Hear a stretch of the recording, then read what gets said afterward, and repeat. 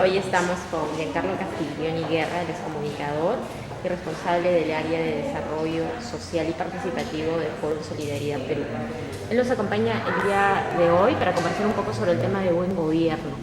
Giancarlo, es muy difícil trabajar el tema de buen gobierno con los líderes de la sociedad civil y también con la gente que quiere ser parte de un gobierno local o regional.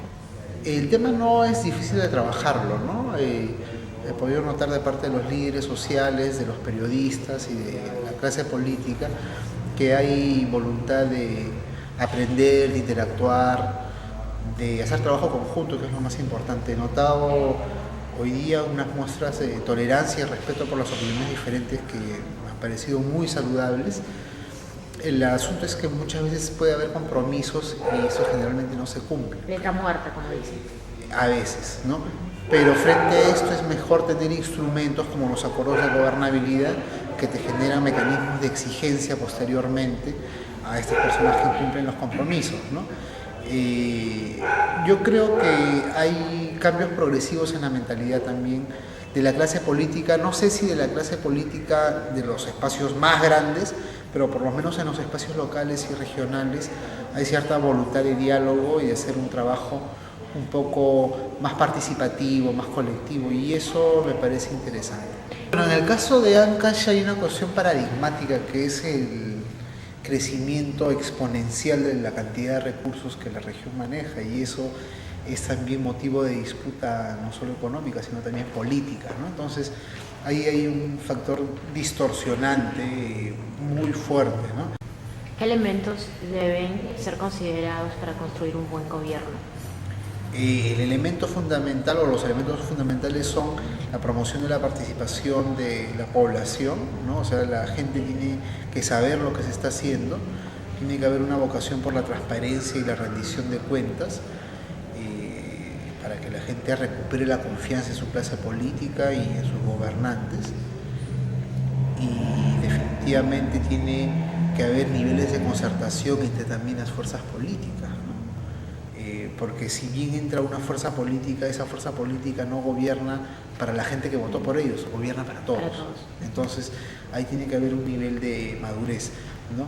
Y si la gente que ingresa a los cargos no tiene esa voluntad, tiene que haber una contraparte ciudadana más o menos vigorosa y fuerte que le exija determinadas condiciones de trabajo, ¿no es cierto?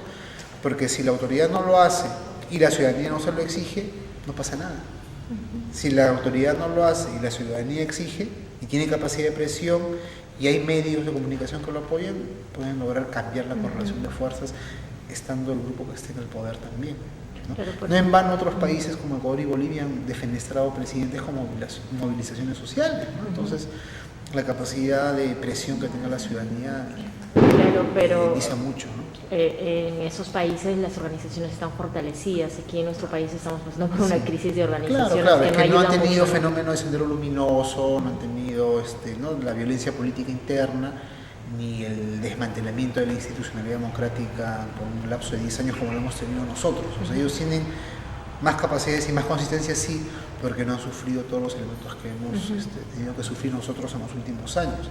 Yo te podría contraponer a eso que cuando no había ningún movimiento social, acá había una clase política. Por ejemplo, los campesinos eran muy ideologizados acá, allá estaban en pañales en términos de la identidad cultural de los grupos indígenas, y acá había un movimiento campesino que hacía expropiación de tierras en los años 50, 60, entonces teníamos un adelanto social tremendo, y ahora estamos sufriendo una contraofensiva.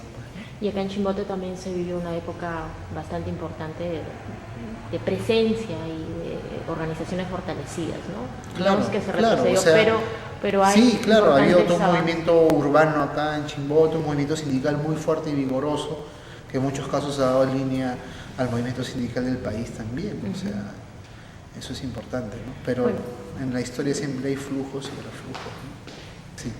Muchas gracias, Giancarlo. De nada.